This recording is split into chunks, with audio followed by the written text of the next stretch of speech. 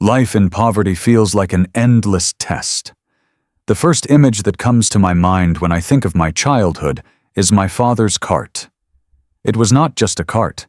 It was our lifeline, our only source of survival, and the silent witness to every sacrifice he made.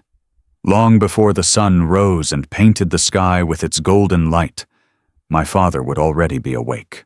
The darkness of early dawn never bothered him, because his life had already been wrapped in shadows of struggle for as long as I can remember. He would set out quietly, careful not to wake us, his rough hands adjusting the baskets of fresh vegetables he had bought from the wholesale market hours earlier. I often wondered how he managed to carry so much weight on that wooden cart when his body looked so frail, but it was not his muscles that pushed the cart forward. It was his will, his endless determination, and his love for his family. The streets at that hour were mostly empty, except for a few other men like him, men who lived in the margins, unseen and unnoticed, carrying the weight of poverty on their backs, as if it were their destiny. I used to watch him sometimes, hiding behind the half-broken window of our small house, and each time my heart ached. His shirt, once white, had faded into a dull gray, patched in several places with mismatched fabric. The soles of his slippers were worn so thin that sometimes his feet touched the ground directly. But he never mentioned the pain. He walked with a steady rhythm, his breath heavy, his cart squeaking on the uneven roads, yet his eyes focused on one thing alone: reaching the market before the customers turned away. Selling vegetables sounds simple, but for my father, it was a daily war. He had to bargain with buyers who treated him as though he was invisible, as though his labor and sweat were worth less than the coins they tossed at him. They would squeeze the tomatoes too hard, sniff the onions, complain about the price, and walk away arrogantly, knowing he couldn't protest. Sometimes people would mock him outright, saying things like, "You'll never escape this street, old man.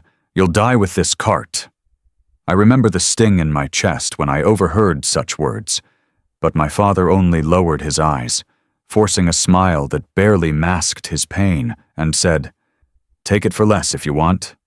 He would rather lose a few coins than lose the dignity of providing food for his family.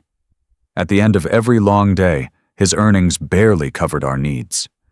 Many nights we ate only rice and lentils, sometimes just dry bread dipped in tea if the day had gone poorly. I often wondered how he managed to keep going when life offered him so little in return. But then I noticed the way he looked at me when I opened my school books. His tired eyes, lined with exhaustion, would light up as if those pages were more precious than gold. He saw in my studies the seed of a future he could never give himself. And suddenly I understood. He wasn't living for himself anymore. Every blister on his hand, every drop of sweat on his forehead, every insult he endured at the market was an investment in my tomorrow. My father's sacrifices weren't small, and they weren't hidden from me. I saw how he skipped meals when money was short, pretending he wasn't hungry so that I could have a full plate. I saw how he patched his shirt again and again while buying me a new uniform so I wouldn't feel different from my classmates. I saw how he smiled through pain when his back ached from pushing the cart for hours, telling me it was nothing, while I knew it was everything. These were not ordinary sacrifices. These were battles fought in silence, the kind of battles that no one applauded, no one rewarded, but battles that shaped me more than any classroom ever could. There were times when I wanted to help him, to take some of the burden off his shoulders, but he never let me. "Your job is to study," he would say firmly, "not to push this cart." He said it with such conviction that it felt like a command from life itself. He had chosen his path of hardship so that mine could be different, and he wasn't going to let me waste that chance. I didn't know it then, but this was the first lesson he was teaching me, that true love is not about words, but about sacrifice, about carrying pain silently so that the people you love can walk unhurt. Sometimes at night, I would see him sitting under the dim light of a lantern, counting the small pile of crumpled notes and coins he had earned. His fingers moved slowly, his face tense as he divided the money in his mind. Some for food, some for rent, some for my school fees. I would watch as worry carved deeper lines on his forehead when the numbers didn't add up. Yet no matter how bad things got, he always set aside enough for my education. Even if it meant going without new shoes for another year, even if it meant delaying the repair of our leaking roof, even if it meant eating less, he would not compromise on my schooling. That was sacred to him. It was his only dream, the one thing that kept him going. The world saw him as just another poor man on the street, someone who sold vegetables to survive. But I knew better. I knew he was a warrior, a man fighting battles that no one else could see. Every morning he left with his cart. He wasn't just pushing vegetables, he was pushing against fate, against poverty, against the cruel belief that people like us were born to remain at the bottom. His fight was not for riches or recognition. It was for me. And though I didn't fully understand it then, I could feel the weight of his hope pressing on my small shoulders. As I grew older, I began to sense something deeper in his silence. He didn't speak much about dreams or ambitions, but every look he gave me when I read from my books carried a message. He was living through me. His voice, when he encouraged me to study harder, was filled with an intensity that no teacher could ever match. He believed in me in a way that scared me sometimes, because I feared I would fail him. But deep inside, I also knew he was preparing me for something beyond our small home, something beyond the dusty streets and the squeaky cart. And then, one evening, after a particularly long day at the market, he sat beside me while I studied. His shirt was drenched in sweat, and his face looked more tired than usual, but his eyes carried a strange brightness. He placed his hand on my shoulder, and in a voice softer than I had ever heard, he said, "Son, remember this. My life may end on these streets, but yours will not. You will go places I can never even dream of." At that moment, I realized that his dream for me was far bigger than I had ever imagined. He wasn't just hoping I would escape poverty. He was determined to see me rise to a place where even the most powerful people would have to notice.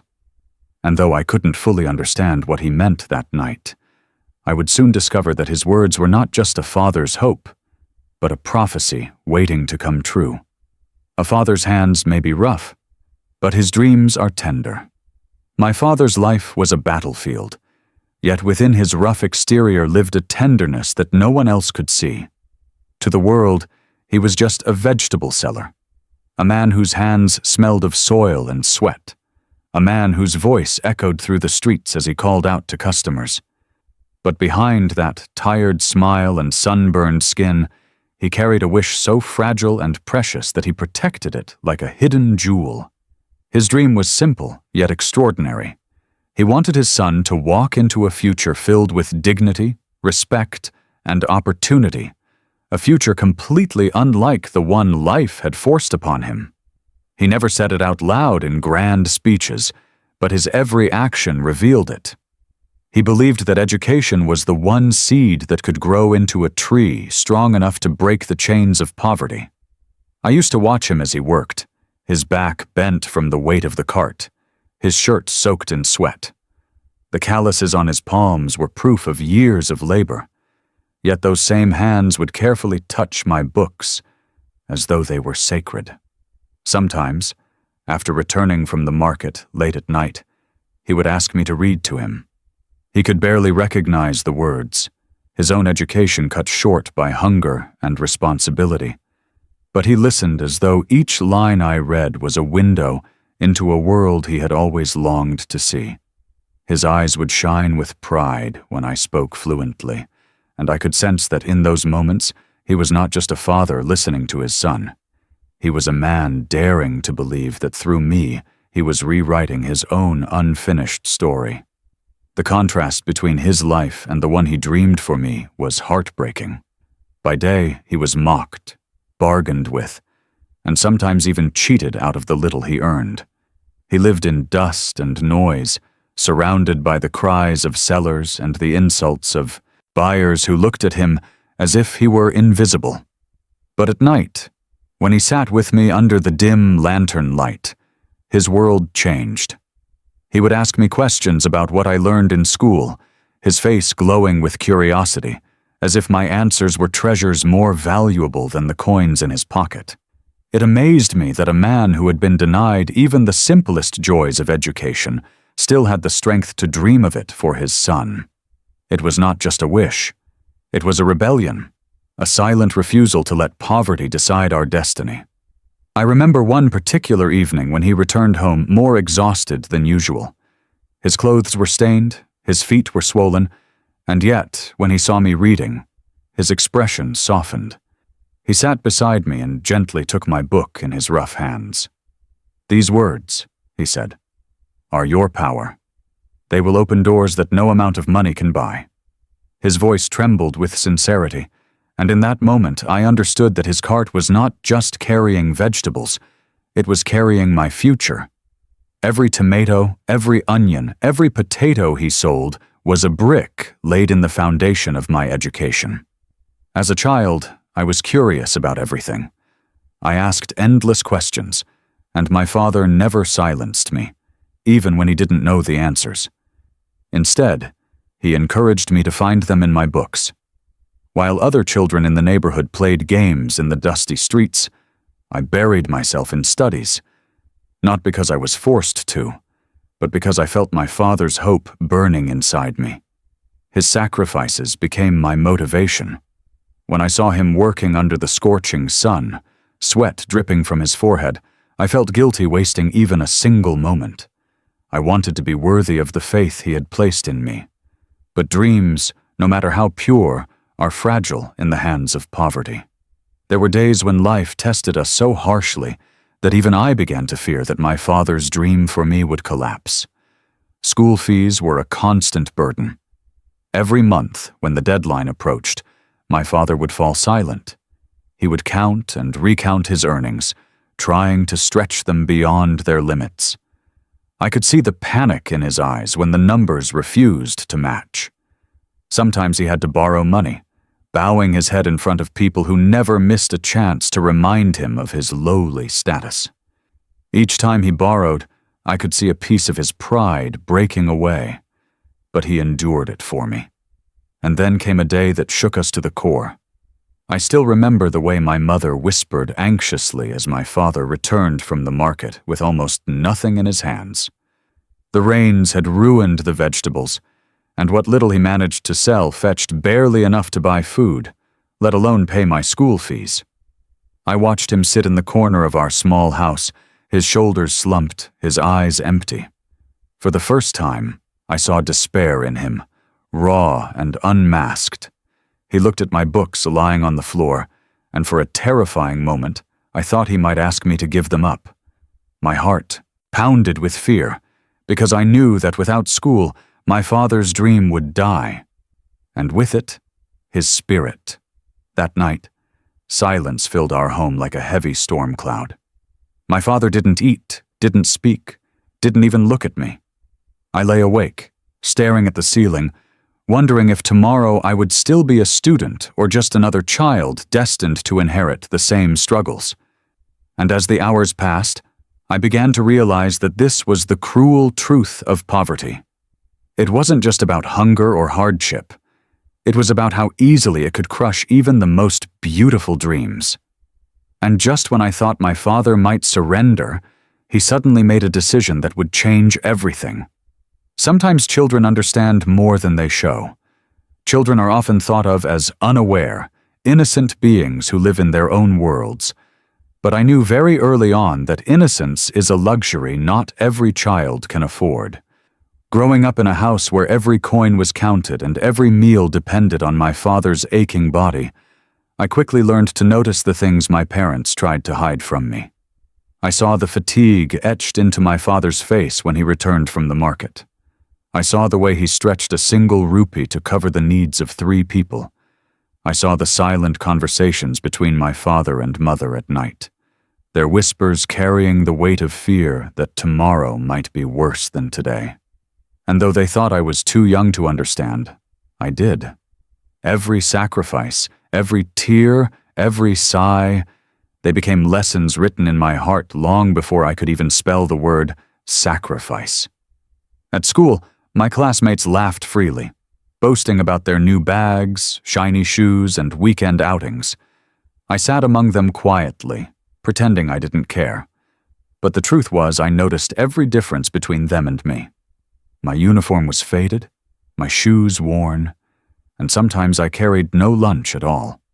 Yet whenever I thought of complaining, my mind filled with the image of my father, standing under the harsh sun, shouting the prices of vegetables with a hoarse voice, refusing to rest until every last item was sold. That image silenced every complaint before it could leave my lips. I knew that behind my small discomforts was a man who carried mountains for me.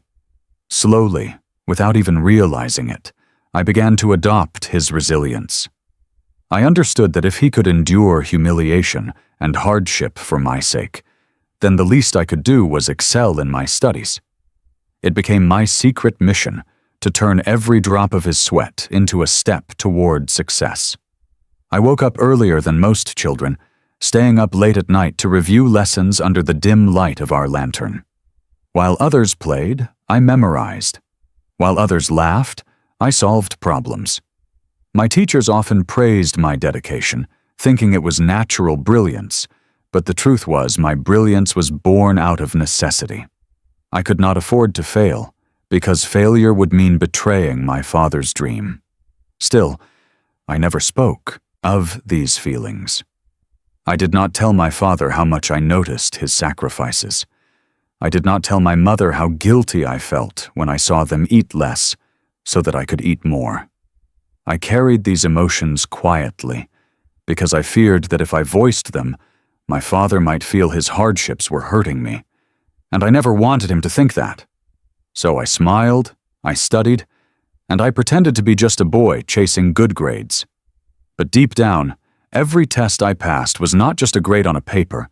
It was a small victory for my father, a way of telling him without words, I see you. I value you. I will not waste what you are giving me. Yet poverty is a shadow that never leaves. Just as I began to find my rhythm in school, reality would creep in and remind me of its presence. There were days when teachers sent reminders about unpaid fees. Each time, I felt a cold wave of dread wash over me. I knew that my father would have to work extra hours or skip another meal to make sure the fees were paid. Sometimes he would return home late, his eyes bloodshot, his voice weak, but still he would hand me the receipt with a tired smile, saying, "It's done. You don't have to worry." But I did worry. I worried more than he knew, because I understood that every coin spent on my education was a coin he denied himself. One afternoon stands out vividly in my memory. I had returned from school, clutching my report card, filled with top grades that I was eager to show him. But when I entered our small home, I found him sitting in silence, his hands covering his face. My mother sat beside him, her eyes red from crying. On the floor lay an unopened envelope from the school. I picked it up and saw that it was a notice. If my fees were not cleared within the next few days, I would not be allowed to continue classes. My heart sank. I had worked so hard, studied so long, and yet here it was. A piece of paper threatening to take it all away, not because of my ability, but because of money. I didn't say a word. I quietly placed my report card on the table, hoping it might ease his pain. But he didn't even look at it. His silence was heavier than anything I had ever felt before. That night, I lay awake, staring at the ceiling, wondering what would happen if I was forced to leave school. I imagined the disappointment in his eyes, the collapse of his dream, and the thought was unbearable. For the first time, I felt the cruel hand of fate pressing down on us, and I feared that even my father's strength would not be enough to lift it this time. The next morning I watched as he prepared his cart with unusual urgency. His movements were sharp, his face determined, but his eyes carried a storm. He knew what was at stake. He knew that the days ahead would decide whether his son's education would continue or end. And as I stood silently at the doorway, watching him push the cart into the rising sun, I realized that a decision was coming, one that could change the course of our lives forever. Poverty doesn't just take money. It tests love. There is a kind of hunger that gnaws at the stomach, but there is another kind of hunger that gnaws at the soul. I saw both in my father. He never let me experience the first, but I knew he carried the second every single day. My father believed that love was not in words, but in sacrifices, and so he chose to carry his burdens quietly, stripping himself of every comfort to ensure I never lost sight of the future he imagined for me. It was in the meals he skipped, the clothes he refused to buy, and the extra shifts he forced upon his weary body. Each sacrifice was a shadow that stretched across our home, a reminder of the price he was paying for my education. At dinner, I often noticed how he would push food around his plate, pretending to eat, then suddenly claim that he was full. At first I believed him, but as I grew older, I understood the truth. He wasn't full. He was empty. He left the food for me and my mother, content with just a few bites, because he wanted us to have more. The hollowness in his cheeks, the way his ribs began to show through his thin shirt, and the constant fatigue in his eyes told me the reality he never admitted. He was starving himself slowly so that we could survive, and more importantly, so that I could keep studying. His sacrifices extended beyond food. Every season when my school demanded a new uniform, he somehow found the money to buy one for me, even if it meant wearing the same patched shirt and torn slippers for another year. I remember begging him to buy something for himself once, but he shook his head and smiled faintly. "Your uniform is my new shirt," he said. "When you wear it, I feel dressed with pride." His words were gentle, but I could see the pain beneath them. It was not easy to deny himself the smallest comforts, but his love was stronger than his desires. There were times he took extra shifts at the wholesale market, unloading trucks long after his cart was empty, his back bent and his hands blistered. He would return home long after dark, his clothes stained, his steps dragging, yet he never complained. Instead, he would ask me about my studies, his tired eyes brightening at the sound of my progress. Sometimes I wanted to cry out and tell him to rest, to stop pushing himself beyond his limits, but I swallowed those words. I knew that if I showed even a hint of pity, it would break his heart, so I pretended not to notice. I laughed when he made jokes, I ate the food he offered without question, and I studied harder, silently vowing that one day I would free him from this endless cycle of sacrifice. But love that runs this deep often comes with an unbearable weight. For every step forward, poverty seemed determined to drag us 2 steps back. There were days when I feared that no matter how much my father gave up, life would still take more. I noticed how he coughed more often, how his body grew weaker, but he hid it beneath his smile. My mother worried silently, whispering her fears to him at night when they thought I was asleep. I heard every word, and though I kept my eyes closed, my heart stayed awake, heavy with guilt that his body was breaking down because of me. Yet I couldn't stop him. Nothing I said or did could convince him to put himself first. He lived only for his dream, and his dream was me. Every morning he pushed his cart through the streets, his shoulders stooped, his shirt clinging to his thin frame, and still he called out with the same energy, determined to earn enough for the day's expenses. It was as though he had convinced himself that pain did not exist, as though his love was strong enough to make him invincible. But I knew better. Even shadows grow heavier when carried too long. I promised myself, again and again, that one day I would repay him. I imagined the moment I could place a pair of new shoes at his feet, or buy him a meal so grand that he would finally eat without hesitation. I dreamed of the day when I could tell him to rest while I worked for him. Those dreams kept me awake at night, pushing me to study harder, learn faster, and never complain. I wanted to make his sacrifices worth it. I wanted to show him that his love had not been wasted. But life, with its cruel sense of timing, rarely allows dreams to flourish without a storm. Just when I thought I was beginning to ease his burden with my good grades and dedication, an obstacle appeared that shook the fragile balance of our survival. It came suddenly, without warning, like a storm that rips the roof off a house in the middle of the night. One moment we were managing, and the next, everything seemed to collapse. My father returned home one evening, his face pale, his hands trembling, and his cart nearly empty. Something had happened at the market, something that threatened not just his livelihood, but the very dream he had fought so hard to keep alive. As he sat down heavily, his breathing ragged, I felt a chill run through me. The sacrifices he had made were already immense. But this was different. This was not just hunger or exhaustion. This was something far more dangerous, something that could tear our lives apart in an instant. And in that terrifying silence, I realized we were standing at the edge of a cliff, about to face a storm that might swallow everything my father had built with his love and sacrifice. Every success story hides years of unseen war. The true weight of my father's struggles was not in the cart he pushed, but in the unseen battles he fought within his frail body and weary heart. Poverty is cruel enough on its own, but when it joins hands with sickness, debt, and humiliation, it becomes a storm that threatens to drown even the strongest souls. My father lived in that storm every day, fighting silently, refusing to let me see the extent of his pain. But I noticed. Children always notice, even when they stay silent. It began with his health. Years of pushing heavy loads, standing for endless hours in the scorching sun, and skipping meals had begun to take their toll.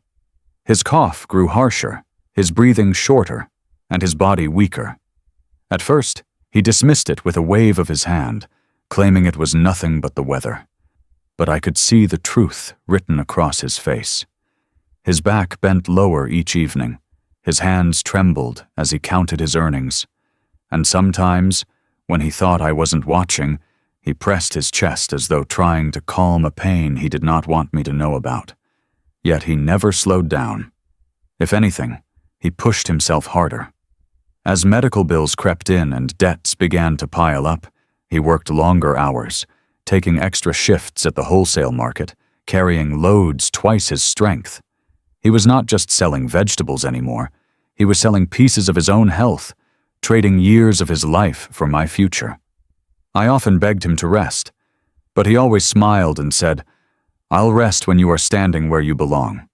His words frightened me, because they sounded less like determination and more like a man making peace with his own suffering.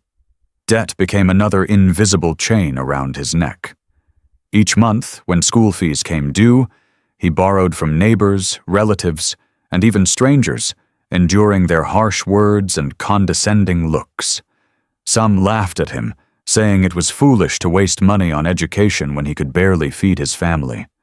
Others reminded him of his place, mocking him for daring to dream beyond the market. Every insult landed on him like a blow, but he bore it all in silence. The humiliation never broke him, because he had already decided that nothing, not sickness, not debt, not shame, would keep his son from studying.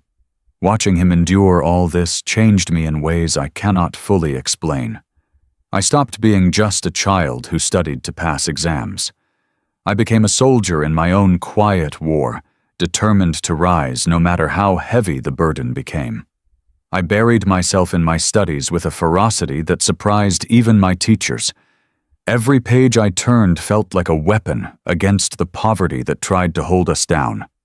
Every correct answer felt like a small victory for my father, proof that his sacrifices were not in vain. But inside, a storm of guilt raged.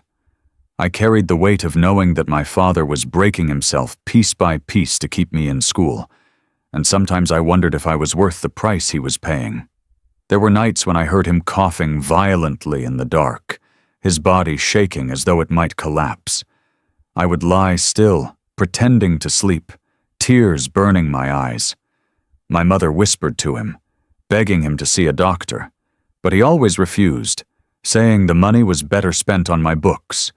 Each cough felt like a clock ticking louder, reminding me that his time might be shorter than I wanted to believe. And yet, every morning, he rose again, washed his face, and set out with his cart as though nothing had happened. His resilience terrified me.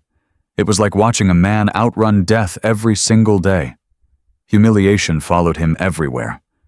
I remember once, when he couldn't pay back a debt on time, the lender came to our home and shouted at him in front of neighbors.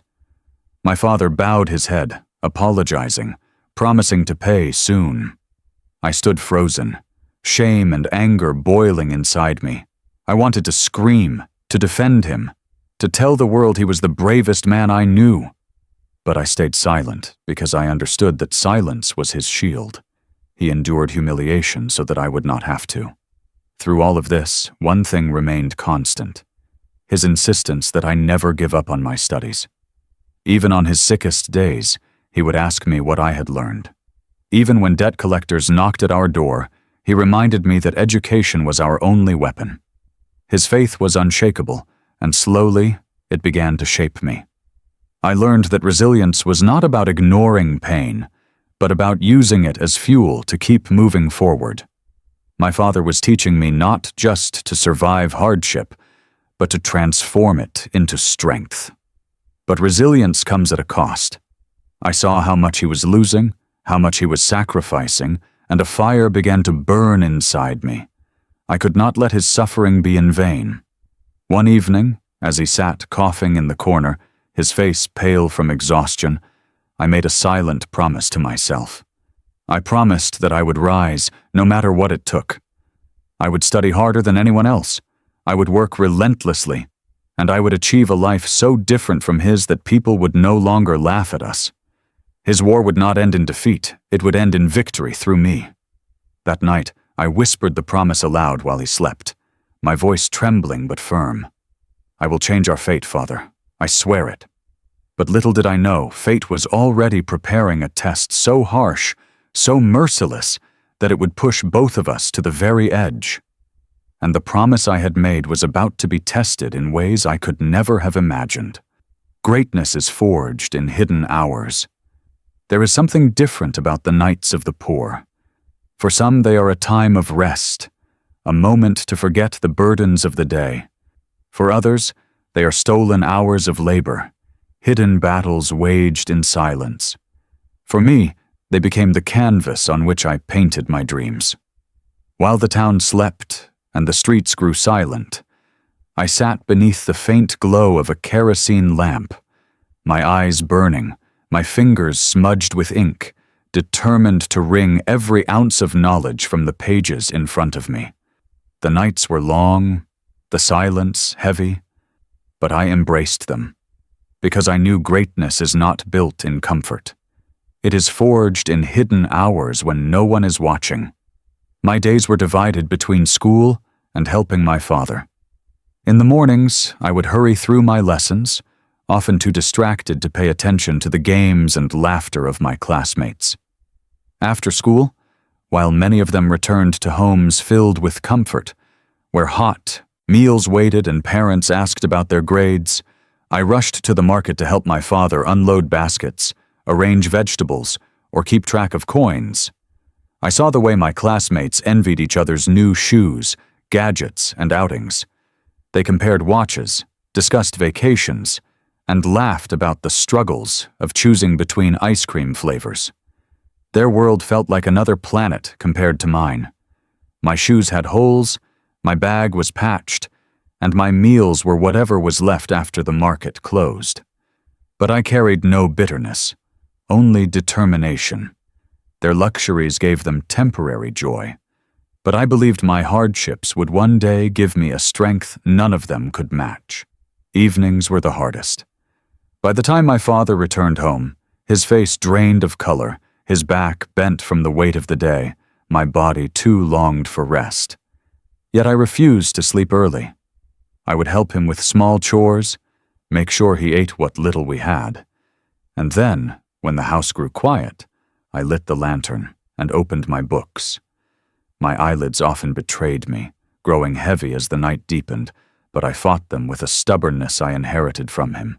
Sometimes I would slap my own cheeks to stay awake, whispering to myself that each passing hour of study was another step away from poverty. It was not easy. The lamp would sputter, casting shadows across the pages, and the silence of the night made my thoughts feel heavier. There were nights when hunger gnawed at me, making it hard to concentrate, and others when exhaustion blurred the words before me. Yet every time I thought of giving up, I pictured my father out in the streets, pushing his cart while the sun burned his skin, while insults stung his dignity. If he could endure all that for me, how could I surrender to mere fatigue? My struggles seemed small compared to his. That thought became my fuel, the fire that kept me awake even when my body begged for rest. Slowly, my hard work began to show results. At school, my teachers noticed my discipline. I answered questions with confidence, completed assignments before deadlines, and excelled in exams. My grades soared higher each term, and soon I was at the top of my class. Some classmates looked at me with surprise, others with envy, but most with disbelief. To them, I was the poor boy with worn clothes and a vegetable seller for a father. They could not understand how someone like me could stand ahead of them. What they never saw were the nights I spent in silence, the hours I traded for knowledge, and the sacrifices my family made so that I could hold a pen instead of a cart handle. The contrast between my life and theirs became clearer each day. While they laughed about plans for weekend movies or new games, I smiled quietly, knowing my weekends were reserved for helping my father at the market. While they boasted about the gifts they received, I counted the coins in my father's hand, praying it would be enough to cover the next school fee. Yet, instead of making me feel inferior, these differences strengthened my resolve. I did not want to live in envy of others. I wanted to create a life so strong that one day no child would look at me with pity again. My father's pride grew alongside my grades. Whenever I brought home a certificate or a glowing remark from a teacher, he would place his rough hand on my head and smile in silence, his eyes moist. He never celebrated loudly, never shouted with joy, but I saw it in his gaze. That silent triumph, that relief that his sacrifices were not wasted. Each success of mine was like a balm to his wounds, a reminder that pain can indeed create purpose. But as I continued to excel, opportunities began to appear. Opportunities that felt almost impossible for someone like me. One day, my teacher called me aside after class. She praised my performance and told me about a scholarship exam that could change my life. If I passed, it would cover not just my school fees, but also open doors to institutions that were far beyond our imagination. My heart raced as she explained it, the possibilities unfolding like a vision I had never dared to dream. But fear crept in as well. The competition would be fierce, filled with students from wealthy families who had every resource at their disposal. How could a boy who studied under the dim glow of a kerosene lamp ever compete with those who studied under bright lights with shelves full of books? That evening, I returned home in silence, my mind a battlefield of hope and doubt. My father noticed my distracted face and asked me gently what was wrong. I hesitated, but then I told him about the scholarship. For a moment, he said nothing. Then he smiled, that same tired but unshakable smile, and said, "Why not you? If you can survive hunger, shame, and sleepless nights, then no exam can defeat you." His words struck deep into my heart. He believed in me more than I believed in myself.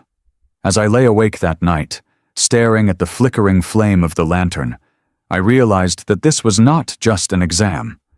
This was an opportunity carved from every drop of sweat my father had shed, every meal he had skipped, every humiliation he had endured. I could not afford to let it slip away. And so, with trembling hands and a pounding heart, I made a decision. I would attempt the exam. But what I did not know then was that this single decision would set into motion a chain of events that would change our lives forever, leading me to places I could never have imagined, and testing me in ways I had never thought possible. One chance can rewrite an entire destiny. There are moments in life that arrive quietly, yet carry within them the power to change everything. For me, that moment came in the form of a scholarship exam. On the surface, it was nothing more than a test, a few hours of questions on paper. But in reality, it was the bridge between the life my father had lived and the life he wanted for me. It was a chance carved from years of sacrifice, a doorway that could rewrite not just my future, but the meaning of all the pain we had endured together. Preparing for the exam was unlike anything I had faced before. I had always been a hard-working student, but this was different. The syllabus was vast, the competition fierce, and the pressure overwhelming. I knew that wealthier children would come armed with private tutors, reference books, and all the comforts that made studying easier. I had none of that. My classroom was our small, dimly lit home.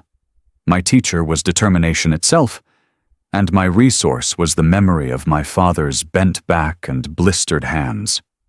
Every night, I studied until the oil in our lamp threatened to run out, whispering to myself that this exam was not just for me, it was for him. When the day of the exam arrived, my father insisted on walking me to the center.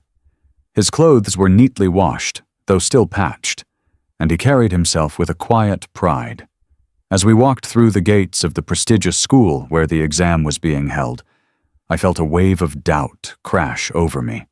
Around me stood children dressed in spotless uniforms, carrying expensive pens and bags, their parents giving last-minute instructions in confident tones. Beside them, my father and I looked out of place.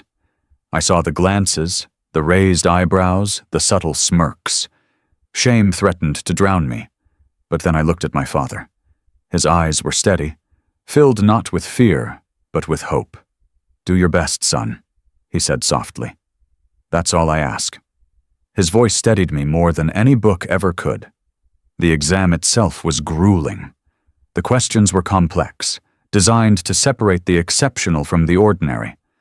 My hands trembled at first, but as I wrote, something inside me shifted. I remembered the nights of hunger, the endless hours of study, the sacrifices my father had made.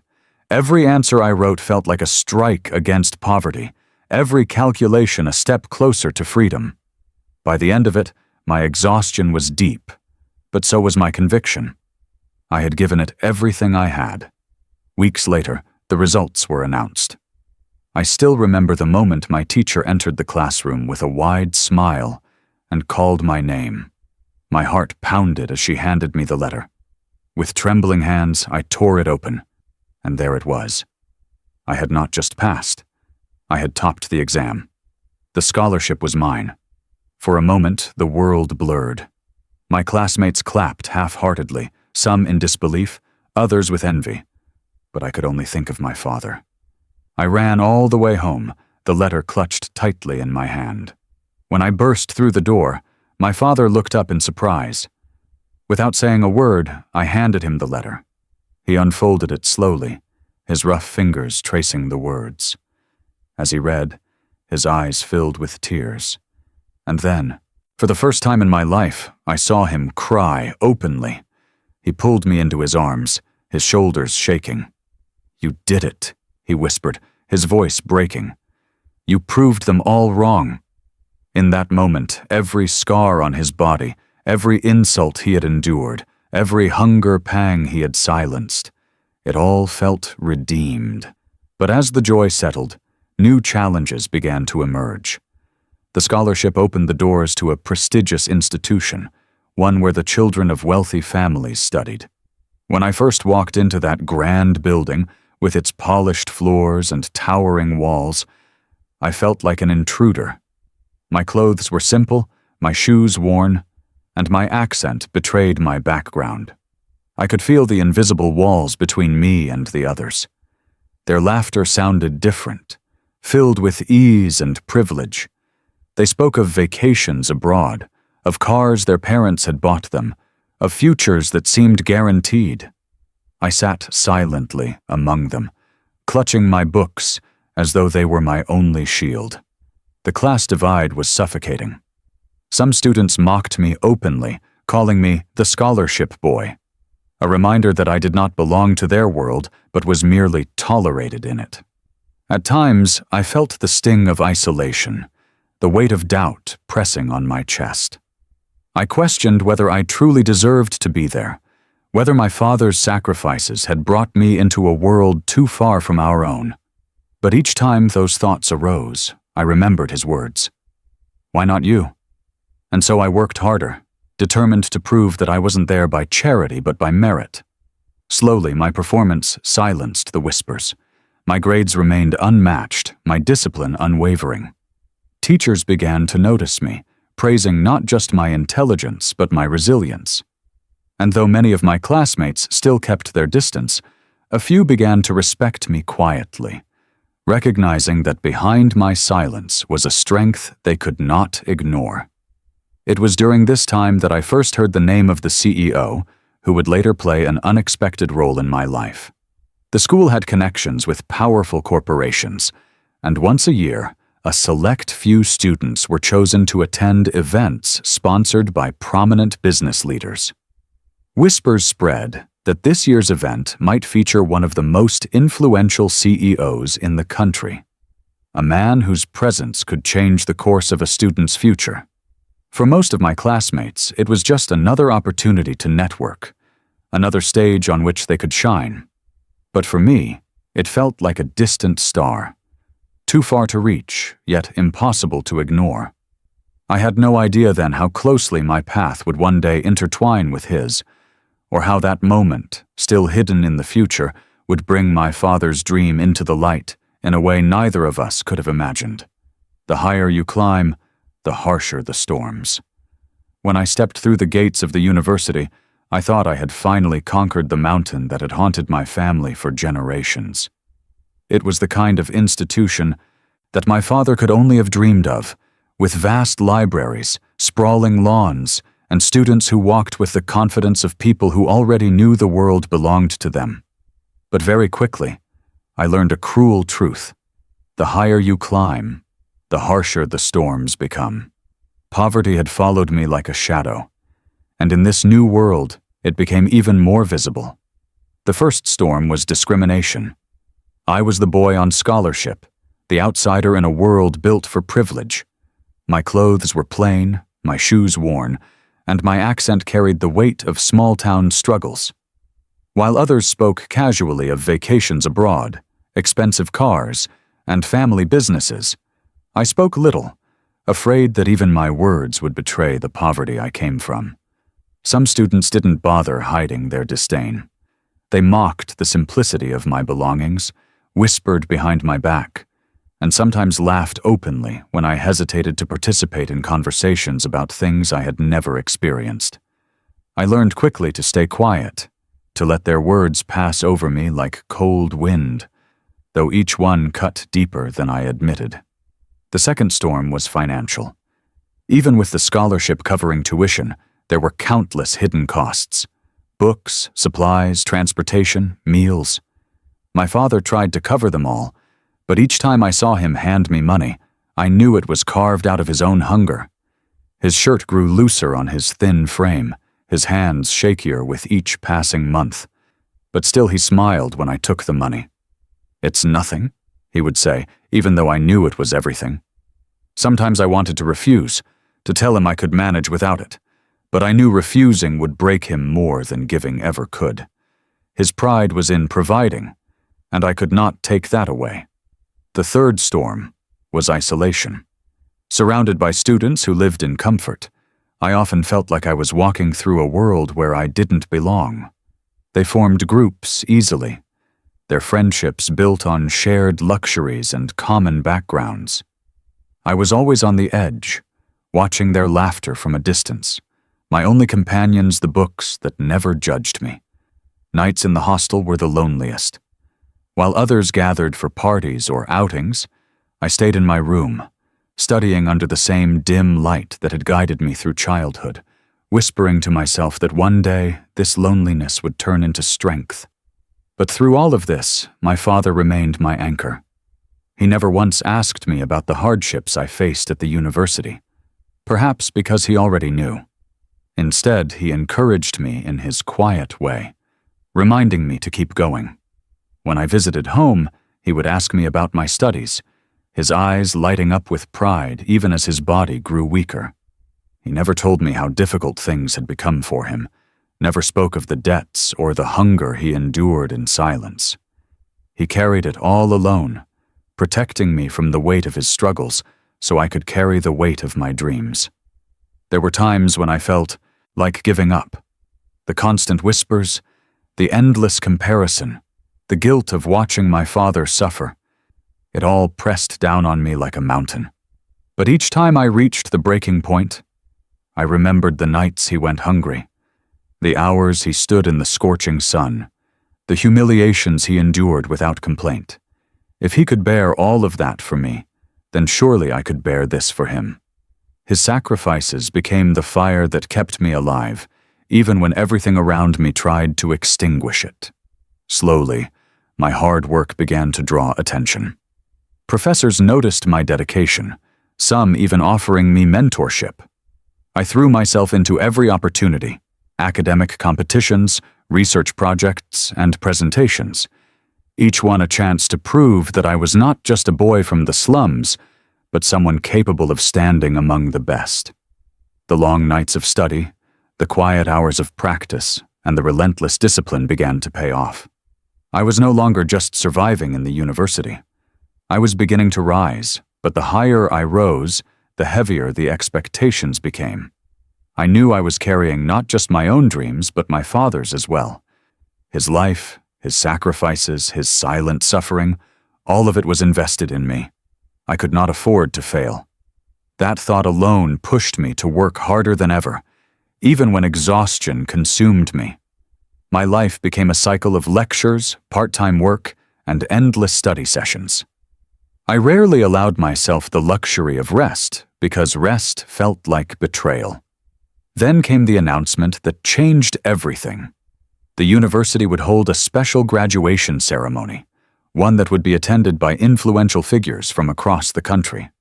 Rumors spread quickly that among them would be the very CEO I had once heard about, the man whose presence alone could alter the course of a student's future. For most, it was a chance to impress, to network, to secure opportunities through family connections. For me, it felt like destiny knocking. I began preparing with a focus sharper than ever before. Every word of my speech, every detail of my presentation, every part of my performance was crafted with the weight of my father's sacrifices on my shoulders. I wanted the world to see not just me, but him, his love, his pain, his resilience, reflected in my success. I wanted to make sure that when he sat in that audience, wearing the same patched shirt he had worn for years, he would no longer be invisible. But as the day of graduation drew closer, an unexpected twist emerged, one that threatened to shatter everything I had built, one that could turn triumph into tragedy before the ceremony even began. Every tear, every scar, every sacrifice, tested in one moment. The morning of my graduation felt different from any other day of my life. For years, I had dreamt of this moment, imagined the applause, pictured my father's proud smile. But when the day finally arrived, the weight of it pressed on me like never before. Every step I took that morning carried not just my own hopes, but the sum of every sacrifice my father had made. His skipped meals, his blistered hands, his sleepless nights, all of it was walking with me toward this day of reckoning. The campus was alive with celebration. Students bustled about in their crisp gowns, their families arriving in gleaming cars, dressed in suits and elegant dresses. The air was filled with laughter, chatter, and the clicking of cameras capturing carefully posed memories. For a moment, I stood still, overwhelmed by the grandeur of it all. My gown felt heavier than it should, not because of the fabric, but because it carried the invisible weight of poverty, struggle, and survival stitched into its threads. And then I saw him, my father, standing near the entrance, looking around nervously as though he had stepped into a world that wasn't meant for him. His clothes were clean but old. The same patched shirt he had worn countless times, freshly washed and pressed with my mother's careful hands. His slippers were worn thin, but he had polished them the night before, as if they were the finest shoes in the room. He looked small among the sea of wealthy parents, but to me, he was the tallest man there. His eyes searched the crowd until they found me, and when they did, his lips curved into a trembling smile, his eyes shining with pride. At that moment, I forgot every insult, every humiliation. We had made it to this day together. I walked over and touched his feet, a gesture of respect I had always carried in my heart. He placed his hand on my head, his palm rough but steady, and whispered, "You've done it, my son. You've brought me farther than I ever dreamed I could go." His voice cracked, and I felt a lump rise in my throat. Around us, other families watched, some with curiosity, some with disdain. But I didn't care. This moment was ours, carved out of years of struggle. Inside the auditorium, the atmosphere was electric. The stage was adorned with flowers, the national flag stood tall, and banners celebrated the graduating class. Rows upon rows of seats were filled with students and their families, their faces glowing with excitement. The air smelled faintly of perfume and polished wood, a scent so different from the earthy smells of the market I grew up in. I felt out of place, yet deeply determined to prove I belonged. And then the murmurs began. A ripple of excitement moved through the hall as an important guest entered. Heads turned, whispers spread, and suddenly the spotlight shifted toward the back of the auditorium. The CEO had arrived. He was everything my world was not: tall, confident, dressed in an immaculate suit that seemed to radiate authority. His presence alone commanded respect. People craned their necks for a glimpse, some even standing to greet him. To me, he seemed like a figure from another universe, someone untouchable, someone whose life was so distant from ours that it felt almost unreal. As the ceremony began, names were called one by one. Students walked across the stage, their achievements announced, their families clapping proudly. I listened, my heart pounding louder with each passing name. My father sat quietly in the corner, clapping politely for every student, though I knew his eyes were fixed only on me. He had waited years for this moment, endured countless sacrifices for this single day, and now it was almost here. When my name was finally announced, I stood, my legs trembling, and began the long walk to the stage. The hall seemed to blur around me. Every face, every sound, every movement faded, until all I could hear was the pounding of my heart and the echo of my father's voice urging me forward. The stage loomed ahead, and I climbed the steps slowly, each one a step out of poverty, out of obscurity, into a future that once felt impossible. As I stood on the stage, diploma in hand, I glanced at the audience. My eyes searched for my father, and when I found him, I saw that he was crying, openly, unashamedly. His tears glistened under the bright lights, and I felt my own eyes grow wet. In that instant, I realized that this moment wasn't mine alone. It was his victory, his triumph, his redemption. Every scar on his hands, every insult he had endured, every hunger he had silenced, it had all been worth it, because it had brought us here. But the ceremony was far from over. There was still more to come, something that none of the students had been told beforehand. The university had arranged for one of the top graduates to give a speech, a chance to represent the entire class. My name was on that list. The announcement sent a wave of shock through me. The spotlight shifted, the audience stirred, and I felt the weight of hundreds of eyes turned toward me, including the piercing gaze of the CEO. I walked slowly to the podium, my heart racing, my mind swirling with thoughts. This was it. This was the moment every tear, every scar, every sacrifice had been building toward. My father sat frozen in the crowd, his hands clasped tightly together, his lips trembling as though he was praying.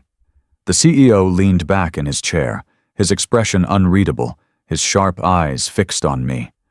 I gripped the podium with trembling hands, took a deep breath, and prepared to speak words that would not only surprise the audience, but would also change the course of everything that lay ahead. The world gasps when the underdog rises. My hands trembled as I stood at the podium, staring at the sea of faces before me. The weight of the moment pressed against my chest so hard I could barely breathe. Professors, dignitaries, proud families, all of them were waiting to hear me, the son of a poor vegetable seller who had somehow climbed into their world of grandeur. The microphone crackled, my heart pounded, and for a second, doubt whispered in my ear. What if I fail? What if I make a fool of myself in front of everyone, including him? I glanced at my father. He sat in the far corner, shoulders hunched, his patched shirt standing out against the suits and silks around him. Yet his eyes burned with pride, with faith so unshakable it silenced my fear. I straightened my back, took a deep breath, and let my voice carry across the auditorium. I stand before you today not as the smartest student, not as the most privileged, but as the son of a man who taught me the meaning of sacrifice. The hall grew quiet. The usual shuffling, the whispers, the occasional laughter, all of it faded into silence. My words cut through the air with an honesty that demanded attention. I spoke of my father's struggles, of the mornings he rose before dawn, of the cart he pushed through muddy streets, of the hunger he endured so I could eat, of the humiliations he swallowed so I could study. I told them that every certificate I earned was written not in ink, but in his sweat. As the words poured out of me, I felt a shift in the room. The audience leaned forward, their expressions softening. Professors who had once only seen my grades now saw the story behind them. Students who had mocked me as the scholarship boy now looked at me with wide eyes, their laughter replaced by disbelief. Even the CEO, seated in the front row, seemed to sit straighter, his sharp gaze fixed on me with an intensity that made my voice tremble for a moment. But I did not stop. I spoke of the power of education, of how it was not just about books, but about breaking chains, about lifting entire families out of despair. I told them that success is not measured by the wealth you inherit, but by the battles you fight to reach where you stand. My voice grew stronger, steadier, as if carried by the spirit of my father's sacrifices. Then I said the words that came straight from my soul. If today I hold this degree, it is not my achievement alone. It belongs to a man sitting quietly in this hall, wearing a shirt that has more stitches than cloth. A man the world may overlook, but I never will. My father, the vegetable seller. He is my true teacher, my true hero. A murmur ran through the hall. All eyes turned toward my father. I saw him shrink slightly into his seat, his rough hands trembling, his eyes glistening with tears he could no longer hold back. For years he had been invisible, a man overlooked and underestimated. But in that moment, he became the center of the room. The silence broke into thunderous applause. People rose to their feet, clapping, cheering, some even wiping their eyes. My professors stood, moved by the raw honesty of my words. Students who had mocked me earlier now clapped with a mixture of awe and shame. My father sat frozen, tears streaming down his cheeks, his lips trembling as though he wanted to speak but couldn't find the words. He looked at me with eyes that carried both disbelief and immeasurable pride. But the moment that stunned everyone came not from the audience, but from the front row. Thuay, CEO, the man whose name carried weight across the nation, whose presence in the hall had filled everyone with awe. He stood up. The applause dimmed as all eyes turned to him. His expression was unreadable, his piercing gaze fixed on me. For a moment, the entire hall held its breath. He adjusted his suit, stepped forward, and raised his hand for silence. My heart pounded louder than the claps that faded around me. My father clutched his chest, as though bracing himself. The entire hall leaned forward, waiting to hear what this man, this untouchable symbol of success, would say to the son of a poor vegetable seller who had just laid his soul bare on stage. And then, with a voice that carried authority and weight, he began to speak. Sometimes the poorest man in the room is the richest in pride. The hall had fallen silent, every pair of eyes fixed on the CEO. His presence alone commanded respect, but now, after my speech, his voice carried even more weight than usual. He looked at me for a long moment, as though he was searching deeper than my words, trying to see the journey that had brought me here. Then, slowly, he turned his gaze toward the audience, toward my father, who sat hunched in his seat, his eyes red from tears, his hands trembling in his lap. "What we have witnessed today," the CEO began, his voice steady and powerful, "is not just the story of a student's success. It is the story of resilience, of sacrifice, of a bond between father and son that no hardship could break." The audience leaned in, listening intently. My own breath caught in my chest as he continued. "This young man has reminded us all that greatness is not born in comfort. It is forged in struggle, in hunger, in sleepless nights, and in the silent sacrifices that often go unnoticed. Today, we celebrate not only his achievement, but also the man who made it possible, his father." Gasps echoed through the hall, followed by applause that grew louder with each passing second. All eyes turned toward my father once again. He shifted uncomfortably, unused to such attention, his face flushing with humility. But I saw it. The flicker in his eyes, the trembling smile that betrayed the pride swelling inside him. For the first time in his life, he was not invisible. For the first time, people were not seeing him as a poor vegetable seller, but as the foundation of my success, the unsung hero whose sacrifices had brought me to this stage. Tears blurred my vision as I glanced at him. He sat there in his patched shirt and worn slippers, yet in that moment, he looked grander than anyone else in the hall. He had no wealth, no status, no polished shoes or expensive suit, but he had something far greater: dignity. And I realized that sometimes the poorest man in the room is the richest in pride. The CEO's words carried further. "Let this story remind us that behind every great success, there are countless sacrifices. We must learn to honor not only the individuals who stand in the spotlight, but also those who remain in the shadows, carrying the weight that makes such success possible." The applause thundered again, and I felt my heart swell with emotions too vast to contain.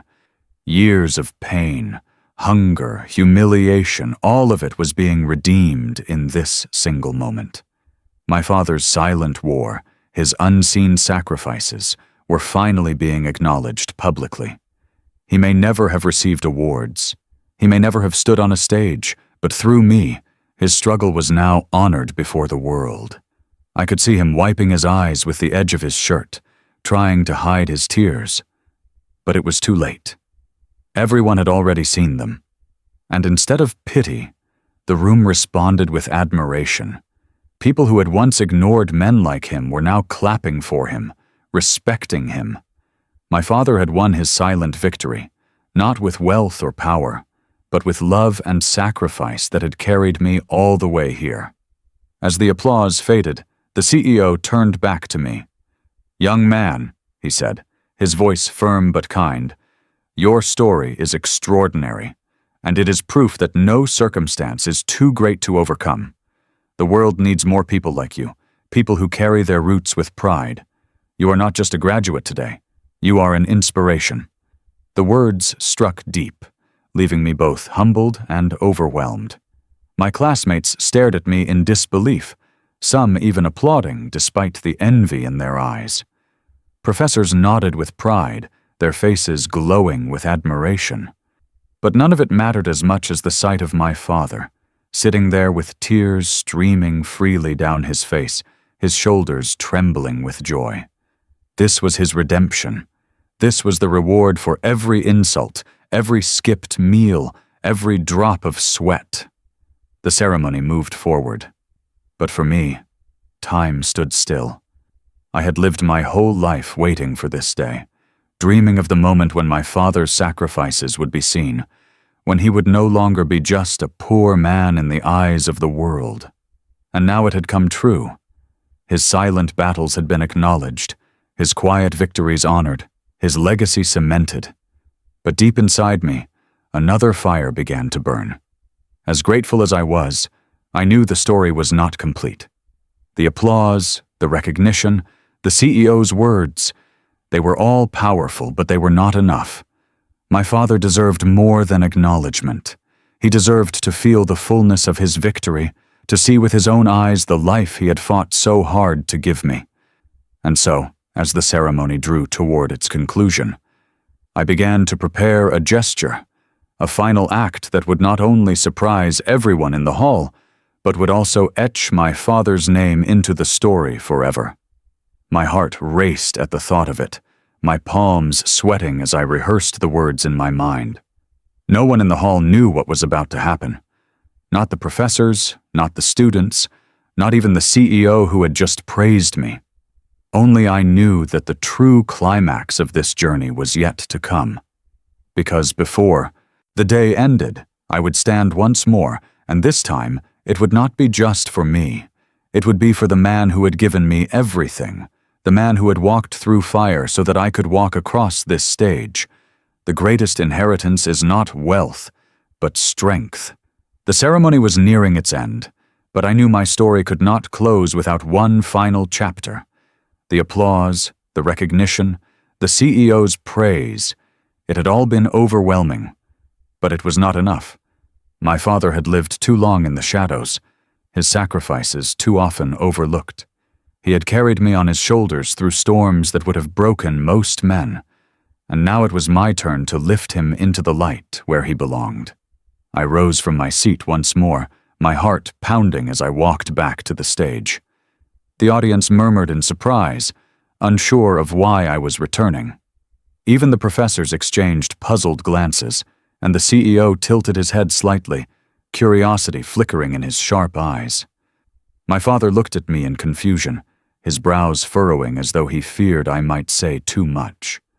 But I stood firm, my hands gripping the podium, my voice trembling yet clear. "I cannot let this day end without giving credit where it truly belongs," I began, my words cutting through the hall. "Yes, I have worked hard. Yes, I have studied late nights, battled doubts, and faced struggles. But the truth is, none of this would have been possible without the man sitting in that corner. The man the world sees as a poor vegetable seller, but I see as the greatest warrior I have ever known." Gasps echoed once again, followed by silence so thick it felt sacred. All eyes turned toward my father. He shifted uncomfortably, lowering his head, but I refused to let him disappear into humility. "My father," I continued, my voice growing stronger, "has given me an inheritance greater than wealth. He has given me strength. He taught me that true dignity does not come from what you own, but from what you overcome. He showed me that real love is not spoken, but lived day after day through sacrifice and endurance." I paused, my throat tightening, my eyes brimming with tears. People mocked him.